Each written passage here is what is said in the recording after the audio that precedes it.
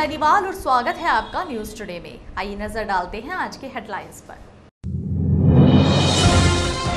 जनपद में बदलते मौसम के बीच डेंगू ने पसारे पैर। जिला अस्पताल में बेड की कमी के चलते एक ही बेड पर दो मरीज इलाज कराने को मजबूर, लेकिन स्वास्थ्य विभाग के आंकड़ों में सब कुछ दुरुस्त। सरकार की नई कृषि नीति के चलते जनपद के गुड़ व्यापारियों में रोष। नई कृषि नीति के कारण एशिया की सबसे बड़ी मंडी में घट रही है गुड़ की आवक। सपा नेता शमशेर मलिक को यूथ ब्रिगेड का प्रदेश सचिव बनाए जाने पर पार्टी कार्यालय पर हुआ जोरदार स्वागत। पुरानी पेंशन बहाली समेत अपनी विभिन्न मांगों को लेकर जनपद के प्राथमिक शिक्षकों ने कचहरी परिसर में किया एक दिवसीय धरने का आयोजन। गुरुवार को मुजफ्फरनगर में राष्ट्रीय लोकदल कार्यालय पर हुआ छात्र क्रांति दिवस के नाम से कार्यक्रम का आयोजन। गुरुवार को मुजफ्फरनगर के सनातन धर्म महाविद्यालय में हुआ एनसीसी भर्ती परीक्षा का आयोजन। गुरुवार को मुजफ्फरनगर के भोपा क्षेत्र से एसएसपी कार्यालय पहुंची महिलाओं ने लगाई अपने साथ मारपीट करने वाले दबंगों के विरुद्ध कार्यवाही की गुहार। आरक्षण समेत विभिन्न मांगों को लेकर जनपद के कश्यप व निषाद समाज का पिछले 3 दिनों से कचहरी परिसर में चल रहा धरना गुरुवार को भी रहा जारी। और अब खबरें विस्तार से। यूं तो प्रदेश सरकार के साथ साथ जनपद के स्वास्थ्य विभाग द्वारा भी जनपद में स्वास्थ्य सुविधाओं को लेकर बड़े बड़े दावे किए जाते हैं, लेकिन इन दावों की पड़ताल जब जमीनी स्तर पर की जाती है तो जनपद में स्वास्थ्य सुविधाओं के हालात बिल्कुल इसके उल्टे दिखाई पड़ते हैं। और इसकी बानगी जनपद की जनता कोरोना संक्रमण के चरम काल में देख भी चुकी है, जब संक्रमित मरीज को अस्पताल में भर्ती कराना भी अश्वमेध यज्ञ को पूरे करने जैसा मुश्किल नजर आता था। पिछले कुछ समय के दौरान दिल्ली के साथ साथ जनपद व आसपास के जिलों में डेंगू के मरीजों के बढ़ने के कारण फिर से स्वास्थ्य सुविधाएं पटरी पर से उतरती दिखाई पड़ रही हैं तथा मौजूदा समय में जिला अस्पताल का हाल यह है कि खाली बेड नहीं होने के कारण एक बेड पर दो मरीजों को लिटाकर उनका इलाज किया जा रहा है। अस्पताल के जनरल वार्ड में भर्ती इन मरीजों के परिजनों के अनुसार उनके मरीज डेंगू से पीड़ित हैं तथा पिछले कुछ दिनों से वो लोग अस्पताल के एक ही बेड पर 2 मरीजों को भर्ती कराकर उनका इलाज करा रहे हैं। ओमपाल सैनी। अच्छा, यहाँ जिला अस्पताल में क्या स्थिति, किस तरह का मरीज है आपका? इनको ब्लड चढ़वा दी। किस बीमारी के लिए आए? पहले डेंगू था। अच्छा, कहाँ से आप आए? भैंसी से। तो क्या लग रहा है, डेंगू से कितनी दिक्कत लगी, कैसी स्थिति फिलहाल मरीज? फिलहाल तो सही तरह से। अच्छा, इनको ब्लड को दिक्कत आ देंगे। कैसे बुखार चढ़ना स्टार्ट हुआ था? पहले हमने बिगड़ चढ़वाया था खून इनका। अच्छा, वहाँ से फिर इनका डेंगू हो गया था। डेंगू के बाद हमने भर्ती कर दी यहाँ पे भारत हॉस्पिटल में, वहाँ से आराम लग गया था। फिर इनकी खून की स्थिति खराब होने वाली थी, फिर हमने खून चढ़वाया था। तो अब डेंगू में तो कैसे पता लगा आपको डेंगू होना शुरू, तो कैसे बुखार? प्लेट टिक दीजिए। प्लेट गिरने शुरू? हाँ जी, हाँ जी। जिला अस्पताल से कैसे सुविधा मुहैया हो रही है? डॉक्टर आ रहे हैं यहाँ पे तो हम आज ही भर्ती हो जी। अच्छा, आज ही भर्ती? हाँ जी। डॉक्टर चेक करने के लिए आ रहे हैं? हाँ जी, हाँ जी। क्या नाम है आपका? सुधीर नाम है जी मेरा। अच्छा, कहाँ से आए हैं? क्या मरीज आपके बीमार है? क्या बीमारी? गांव धनायन से है जी, और डेंगू है दोनों लड़के को भी और उसके पापा को भी, दोनों को। अच्छा, एक ही बेड पर लेटे हुए हैं, क्या बेड नहीं मिल पाया? नहीं जी, एक ही बेड है, 2 बेड मिले ही नहीं वैसे। कल एक ही व्यवस्था है, दोनों एक कोई एडजस्ट हो रहे हैं। कब भर्ती हुए हैं? 3 दिन हो लीजिए आज। क्या कुछ आराम है? आराम तो बस कुछ नहीं, 19-20 का आराम है जी मेरा। तो क्या जिला अस्पताल के डॉक्टर आ रहे हैं? आ रही जी, हाँ चेक कर रहे हैं। चेक करके चल जाए यहाँ सुबह ही। क्या लग रहा है, सुधार है नहीं स्वास्थ्य में? क्या बहुत कम है जी।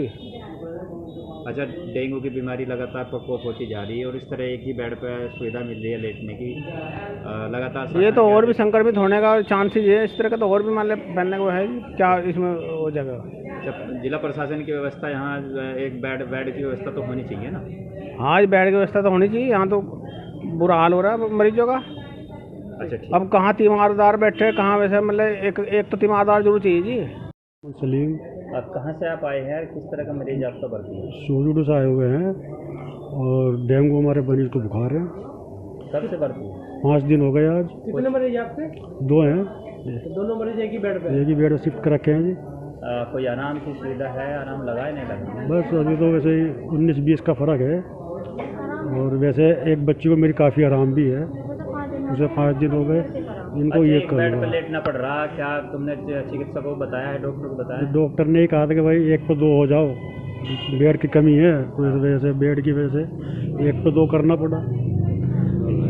वहीं इस मामले में जनपद के स्वास्थ्य विभाग के दावे इन सब के विपरीत हैं तथा स्वास्थ्य विभाग के अनुसार जनपद में डेंगू के एक्टिव मरीजों की संख्या केवल 3 है। वहीं जब हमारे संवाददाता ने अस्पताल में बेड की कमी होने की बात मुख्य चिकित्सा अधिकारी के सामने रखी तो वे इसके विषय में जानकारी नहीं होने की बात कहकर सारी बातों से ही पल्ला झाड़ते नजर आए। डेंगू के लिए जो बुखार चल रहा है, ये बदलते हुए सीजन में बुखार हर साल होता है, तो लेकिन डेंगू के केसेस भी आसपास के जनपदों में मिल रहे हैं, तो हमने भी उसकी डेंगू की जांच करवानी शुरू कर दी है। और हमारे यहाँ व्यवस्था है कि हर पीएचसी पे, सीएचसी पे डेंगू की जो रैपिड किट होती है, जिससे कि तुरंत जांच हो जाती है। तो बुखार वाले जो मरीज होते हैं, जिनके चकत्ते वगैरह भी पड़ते हैं, जिनमें लगता है कि डेंगू का मरीज हो सकता है, उसके लक्षण अगर होते हैं, तो उसकी जाँच की जाती है। और फिर रैपिड डेंगू किट के बाद जो जाँच होती है, उसमें अगर पॉजिटिव आता है तो उसकी कंफर्मेशन करने के लिए डेंगू का, वो यहाँ जिला अस्पताल में सुविधा है जनपद स्तर पे, और वो एलिजा टेस्ट होता है। और इसके लिए अभी तक जो है हमारे यहाँ 106 पॉजिटिव आ चुके हैं, लेकिन वो पॉजिटिव इस तरीके के हैं कि वो अब ठीक भी हैं। मतलब टोटल एक्टिव केस जो हैं वो इस समय जनपद में 3 हैं। अभी कोई डेंगू का वार्ड बनाया गया है स्पेशल? हाँ, डेंगू का वार्ड तो यहाँ जिला अस्पताल में बनाया है, जो ये आई वाली बिल्डिंग है उसमें डेंगू का वार्ड बनाया हुआ है। अभी हम लोगों ने चेक किया, एक एक बेड पे 2-2 लोग भी सो रहे हैं, मतलब आराम कर रहे हैं। अब देखो ये नहीं इतना अपडेशन तो नहीं है। नहीं, डेंगू में तो ऐसा होता है कि जो मरीज यहाँ भर्ती हैं, अब ये मुझे जानकारी नहीं, क्यों मैंने वार्ड में गया नहीं मैं, ये तो इसके बारे में सीएमएस साहब ज़्यादा अच्छा बता सकते हैं कि वहाँ किस तरीके के मरीज हैं, क्या है। क्योंकि हमारे यहाँ तो डेंगू के 3 ही एक्टिव पेशेंट हैं। ये हो सकता है कि वहाँ भर्ती न हो पेशेंट और बुखार के मरीजों के पेशेंट हमने हों। जो बात भी किया है, बता रहे कि हम डेंगू है, करीबन हमें ऐसे देखने को मिला कि 10-12 लोग तो हमें देखने को मिले जो डेंगू पे। 5-5 दिन का उन्होंने हवाला भी दिया कि एडमिट है। हाँ, नहीं तो उनकी दवाई चलती है और सबको फायदा है, इसीलिए तो मैंने बताया कि 106 केस पॉजिटिव मिले जैसे हैं। उत्तर प्रदेश के कई जनपदों में पूरी तरह जो है डेंगू पूरी चरम सीमा पर है, तो हमारे यहाँ के हालात हमारे यहाँ इतने इस तरीके के हालात नहीं हैं।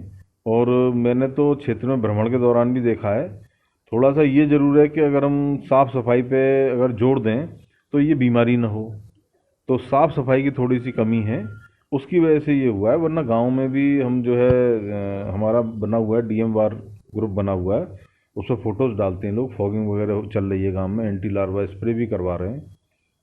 और ठीक है पूरी तरीके से, मतलब ऐसी कोई परेशानी वाली बात नहीं है।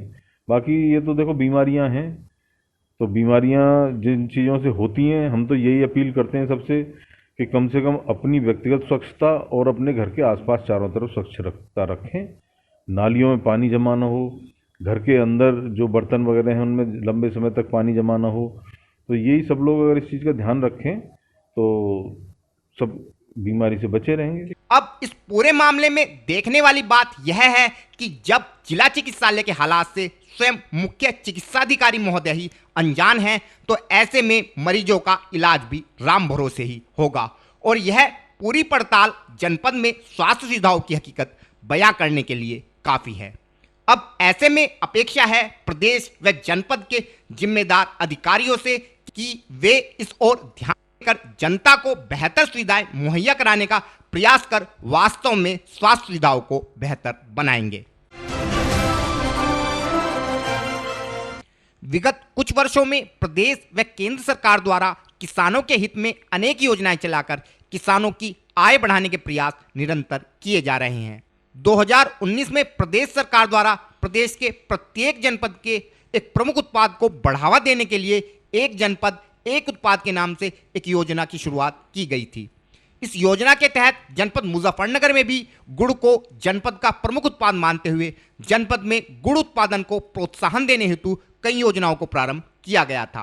अब इन योजनाओं में जनपद में गुड़ उत्पादन प्रोत्साहित हुआ है अथवा नहीं, लेकिन पिछले वर्ष केंद्र सरकार द्वारा जारी कृषि बिल में पारित नियम के लागू होने से मुजफ्फरनगर की गुड़ मंडी में गुड़ का व्यापार करने वाले गुड़ व्यापारी जरूर हतोत्साहित हुए हैं, क्योंकि इन नियमों के अनुसार अब किसान मंडी से बाहर भी अपना उत्पाद बेचने के लिए स्वतंत्र हैं तथा मंडी में उत्पाद को बेचने के लिए उसे 1.5% मंडी शुल्क भी अदा करना पड़ता है, जिस कारण मंडी में गुड़ की आवक काफी कम हो गई है तथा अधिकांश किसान अपने द्वारा तैयार गुड़ मंडी से बाहर ही बेच रहे हैं और मंडी में गुड़ का व्यापार करने वाले व्यापारी सरकार की इस नीति के चलते काफी निराश हैं। इस विषय में और अधिक जानकारी देते हुए एक गुड़ व्यापारी ने बताया। नहीं, असर तो सरकार की नीति के तहत गुड़ का काम तो इस जनपद में खराब हो गया है, क्योंकि सरकार ने क्या किया है कि मंडी में तो 1.5% मंडी शुल्क लगता है और गेट के बाहर जो है मंडी शुल्क है नहीं, तो लोग बाहर से बाहर काम कर रहे हैं। लोग जो मंडी में व्यापारी दुकान लेके बैठे हैं उनका काम पिट रहा है, माल मंडी में आता ही नहीं है। बड़ी दिक्कत का समा बन गया है और 5 से 5 हज़ार मन की आमदनी फिलहाल यहाँ इससे मंडी में आ रही है और इसमें इतने व्यापारी जो मंडी बैठे हैं इनके लिए ना काफ़ी है माल, बाहर से ज़्यादा माल बिक रहा है। तो जैसे वन उत्पाद सरकार ने जैसा कि वन उत्पाद के नाम से मुजफ्फरनगर है तो गुड़ बनता है, लेकिन जो व्यापारी है व्यापारी में क्या असर अब पड़ रहा है जब बाहर से बाहर माल खरीदा जा रहा है? व्यापारी तो बर्बादी के कगार पे हैं यहाँ भाई, ये तो कोई कायदा ही नहीं हुआ, बाहर तो टैक्स है नहीं और अंदर टैक्स है भारी भरकम। हम लोग यहाँ दुकान लेके बैठे हैं, पगड़ी पे दुकान दी है, मुनीम है, पल्लेदार है, बाहर तो कोई खर्चा ही नहीं है। वो लोग बाहर से बाहर माल उठा रहे हैं भैया, तो बाहर भी मंडी शुल्क लगे या फिर मंडी के अंदर से भी हटे। तो व्यापारी परेशान है, व्यापारी बहुत परेशान है, व्यापारी तो बर्बादी करवा रहे हैं मंडी में। और हमारे मुख्यमंत्री से हम बार बार गुहार भी कर रहे हैं कि 1.5% ये मंडी शुल्क जो मंडी के अंदर है ये भी समाप्त किया जाए या बाहर भी लगाया जाए। गुरुवार को मुजफ्फरनगर में सपा के महावीर चौक के निकट स्थित कार्यालय पर केंद्रीय नेतृत्व द्वारा जनपद के सपा नेता शमशेर मलिक को समाजवादी पार्टी यूथ ब्रिगेड का प्रदेश सचिव मनोनीत किए जाने पर शमशेर मलिक के सम्मान में एक स्वागत समारोह का आयोजन किया गया। इस कार्यक्रम में सपा के वरिष्ठ नेताओं के अलावा सैकड़ों की संख्या में पार्टी कार्यकर्ताओं ने भी शिरकत की तथा पार्टी पदाधिकारियों द्वारा शमशेर मलिक का फूल माला पहनाकर उनका जोरदार स्वागत किया गया। इस अवसर पर पार्टी पदाधिकारियों का कहना था कि समाजवादी पार्टी नौजवानों की पार्टी है तथा पार्टी द्वारा हमेशा से ही युवाओं को आगे बढ़ाने की दिशा में कार्य किया गया है। शमशेर मलिक को यूथ ब्रिगेड का प्रदेश सचिव नियुक्त किए जाने पर निश्चित ही युवा कार्यकर्ता पार्टी से जुड़कर प्रदेश में पार्टी को मजबूत करने में अपना सहयोग प्रदान करेंगे। इस विषय में और अधिक जानकारी देते हुए पार्टी के जिला अध्यक्ष श्री प्रमोद त्यागी ने बताया। आज हमारे नौजवान साथी बहुत पुराने कार्यकर्ता हैं, युवाओं में बहुत गतिशीलता से और राजनीतिक परिपक्वता से काम करते हैं। शमशेर मलिक, उनको यूथ ब्रिगेड का प्रदेश सचिव बनाया गया है। निश्चित रूप से शमशेर मलिक की कार्यक्षमता का पूरे प्रदेश में पार्टी को लाभ मिलेगा और हमारे जनपद में भी मेहनती राजनीतिक सोच का नौजवान है। हमारे जनपद में भी पार्टी की गतिविधियों में और 2022 के चुनाव में निश्चित रूप से शमशेर मलिक की उपयोगिता का राजनीतिक परिपक्वता का हमें लाभ मिलेगा। मैं तरीके से 2022 का चुनाव नजदीक आ रहा है, लोगों के बीच में जाने का समय है, आप कार्यालय पे इस तरीके से प्रोग्राम करके आज आपको मेरे साथ रहना है। कार्यालय के बाद कितने गांव में मेरे कार्यक्रम है, हमारे साथियों के कार्यक्रम है। कार्यालय भी आवश्यक है, ये धुरी है। कार्यालय से हम संदेश देते हैं, कार्यक्रम बनाते हैं और प्रतिदिन हमारे सभी राजनीतिक साथी, राजनीतिक नेता जनपद के गांवों में घूम रहे हैं और 11 नवंबर की अपने राष्ट्रीय अध्यक्ष जी की रैली को सफलतम रैली करना है। पिछड़ों का जो कश्यपों का सम्मेलन है और समाजवादी गतिविधि आप देखेंगे जनपद की किसी भी राजनीतिक पार्टी से जुड़े। मैं आपसे आज आग्रह करता हूं, आज आप मेरे साथ रहें, तब आपके प्रश्न का उत्तर भी मिलेगा।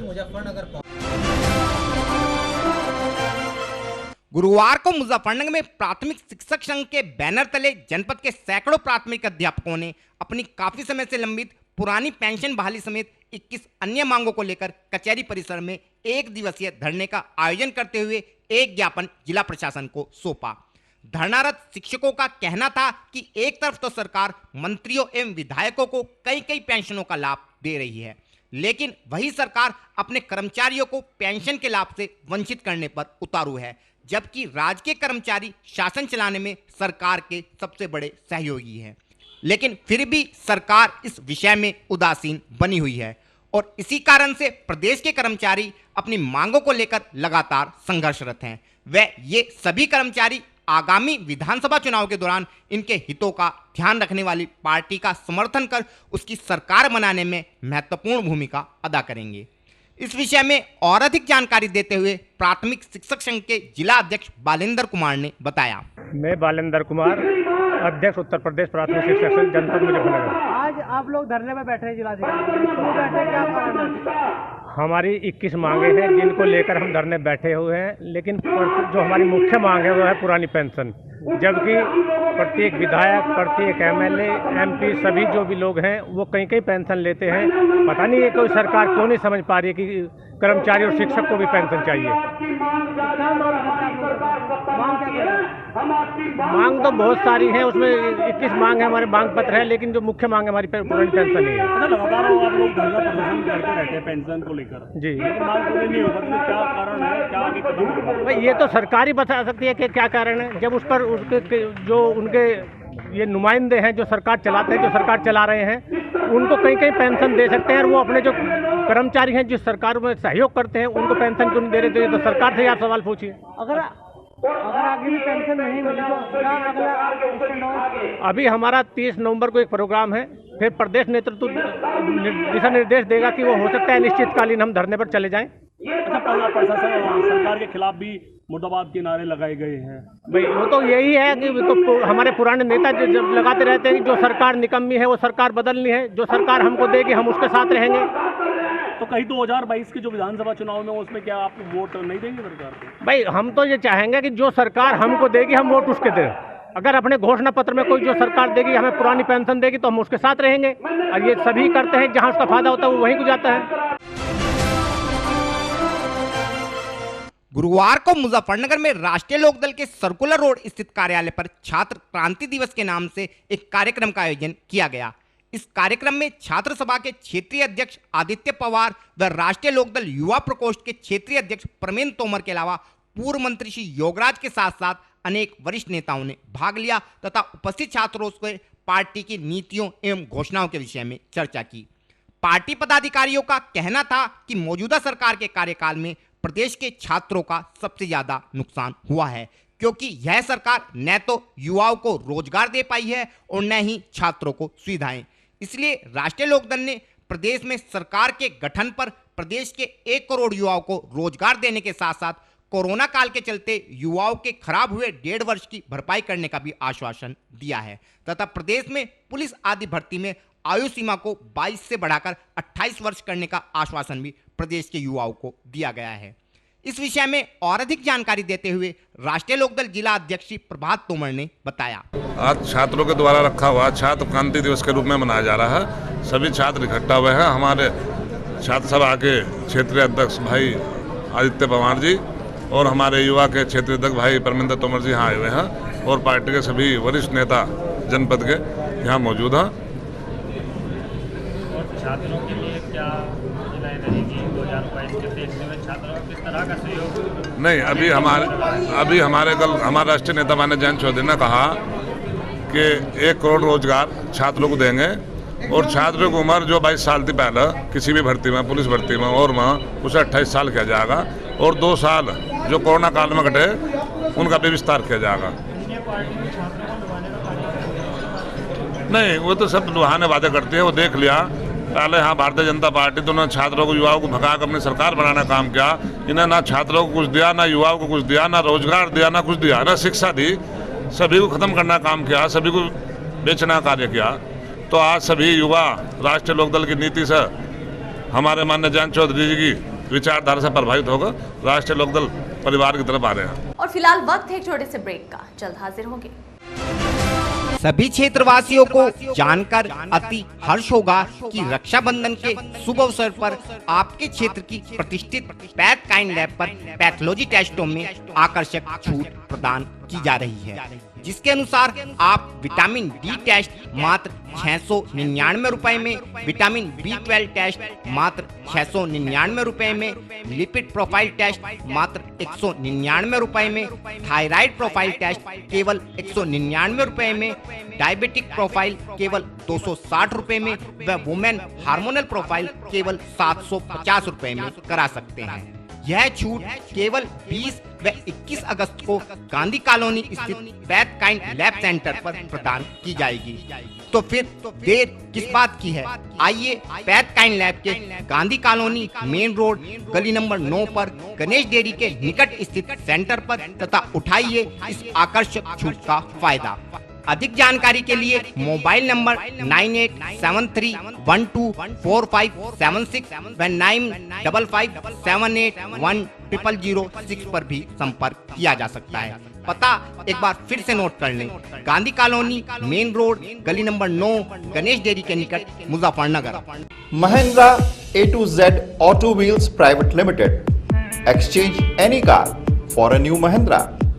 कोई भी पुरानी कार लाएं और नई कार ले जाएं। सस्ती दरों पर फाइनेंस भी उपलब्ध है। हमारा पता है 6 किलोमीटर स्टोन निकट hotel Solitaire Inn Meerut road Muzaffarnagar. Phone 8392954005 8392954021 और 8392954018। हमारी शाखा है कैराना रोड शामली।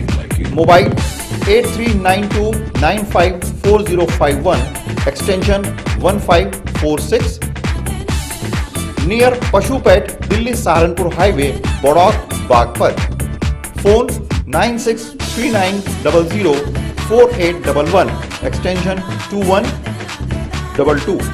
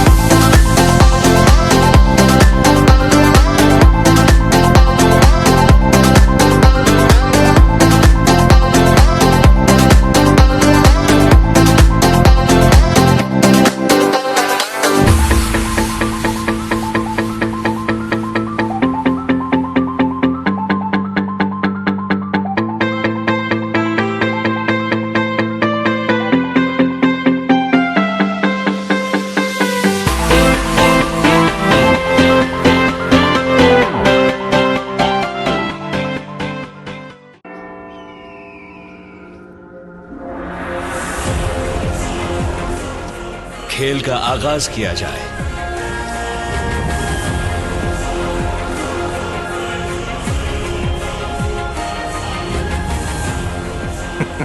सोच समझकर चाल चलना युवराज। सोच लिया है, समझ तुम्हें थोड़ी देर में आ जाएगी। काले घोड़े से ऊंट को मात दी जाए।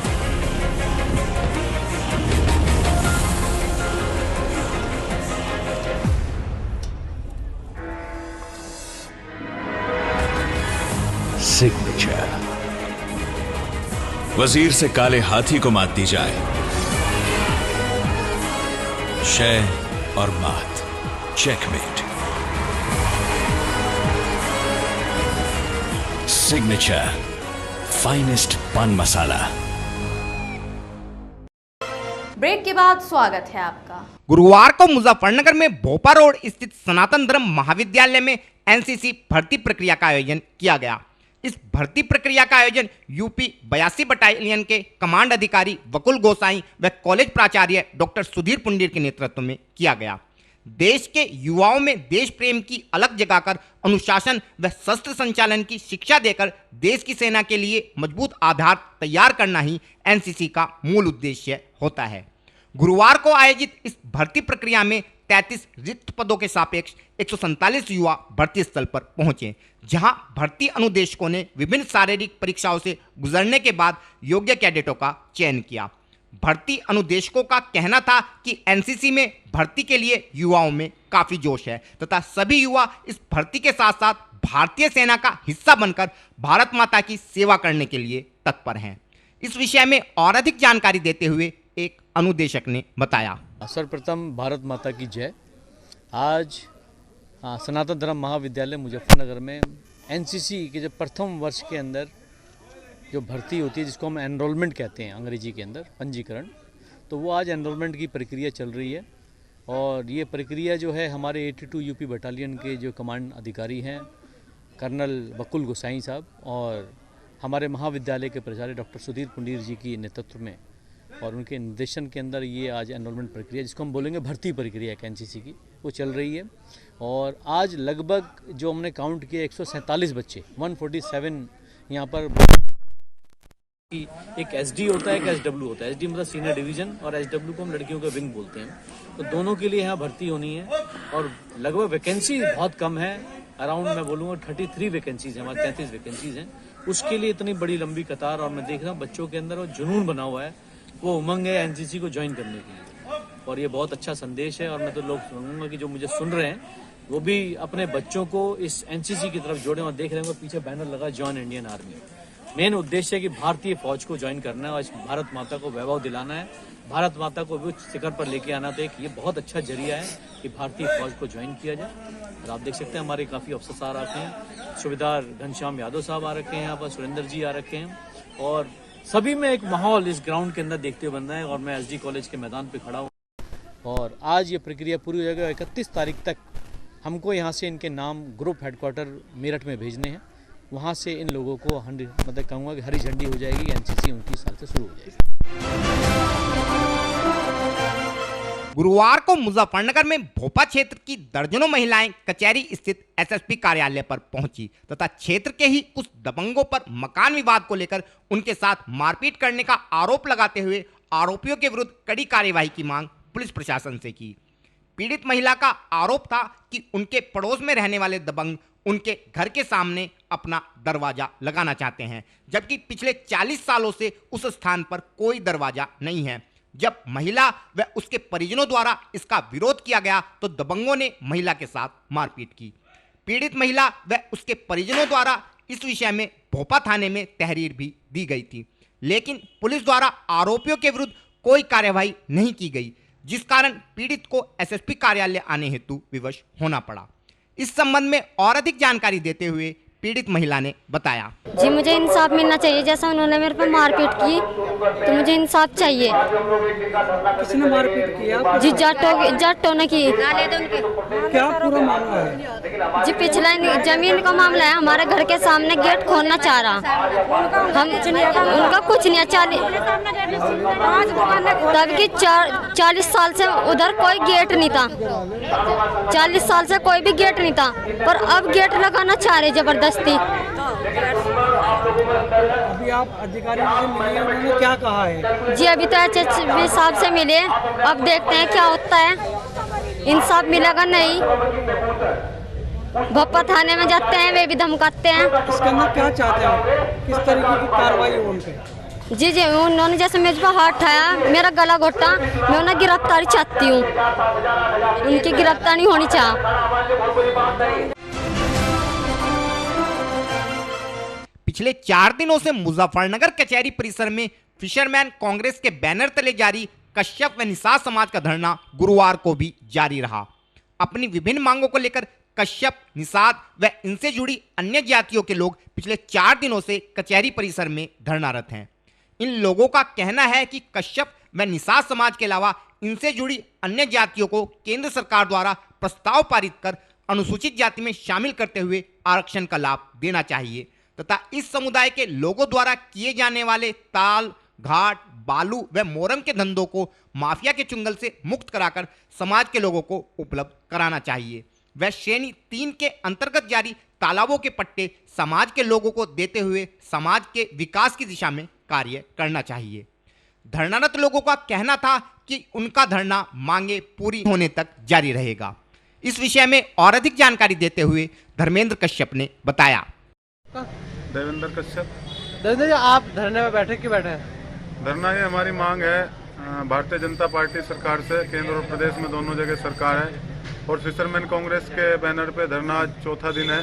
मांग यही है कि जो अनुसूचित जाति का आरक्षण इनका संविधान में लिखा हुआ है वो आरक्षण सरकार केंद्र में पास करके हमारे लोगों का जारी करे। और जो आज ताल, घाट, बालू, मोरंग और जो इनको पुश्तैनी धंधे थे जिन पर आज माफियाओं का कब्जा हो चुका है, ये सपा बसपा की सरकार में, तो ये हमारे पुश्तैनी धंधे बहाल करके हमारे लोगों को दिए जाए, और जो श्रेणी 3 के पट्टे थे जो निरस्त किए गए थे वे भी कश्यप निषाद समाज के लोगों को दिए जाए। इसी मांग को लेकर हम अनिश्चितकालीन धरने पर बैठे हैं। आज चौथा दिन है और ये धरना ऐसे ही चलता रहेगा। आगे आगे इसको बड़ा करते जाएंगे, और ये सरकार अगर हमारा अधिकार नहीं मानती तो 2022 में कश्यप समाज पूरी तरह से भारतीय जनता पार्टी के खिलाफ वोट करेगा। और फिलहाल वक्त है आपसे विदा लेने का, लेकिन उससे पहले नजरें हेडलाइंस पर। जनपद में बदलते मौसम के बीच डेंगू ने पसारे पैर। जिला अस्पताल में बेड की कमी के चलते एक ही बेड पर 2-2 मरीज इलाज कराने को मजबूर, लेकिन स्वास्थ्य विभाग के आंकड़ों में सब कुछ दुरुस्त। सरकार की नई कृषि नीति के चलते जनपद के गुड़ व्यापारियों में रोष। नई कृषि नीति के कारण एशिया की सबसे बड़ी मंडी में घट रही है गुड़ की आवक। सपा नेता शमशेर मलिक को यूथ ब्रिगेड का प्रदेश सचिव बनाए जाने पर पार्टी कार्यालय पर हुआ जोरदार स्वागत। पुरानी पेंशन बहाली समेत अपनी विभिन्न मांगों को लेकर जनपद के प्राथमिक शिक्षकों ने कचहरी परिसर में किया 1 दिवसीय धरने का आयोजन। गुरुवार को मुजफ्फरनगर में राष्ट्रीय लोकदल कार्यालय पर हुआ छात्र क्रांति दिवस के नाम से कार्यक्रम का आयोजन। गुरुवार को मुजफ्फरनगर के सनातन धर्म महाविद्यालय में हुआ एनसीसी भर्ती परीक्षा का आयोजन। गुरुवार को मुजफ्फरनगर के भोपा क्षेत्र से एसएसपी कार्यालय पहुंची महिलाओं ने लगाई अपने साथ मारपीट करने वाले दबंगों के विरुद्ध कार्यवाही की गुहार। आरक्षण समेत विभिन्न मांगों को लेकर जनपद कश्यप निषाद समाज का पिछले 3 दिनों से कचहरी परिसर में चल रहा धरना गुरुवार को भी रहा जारी।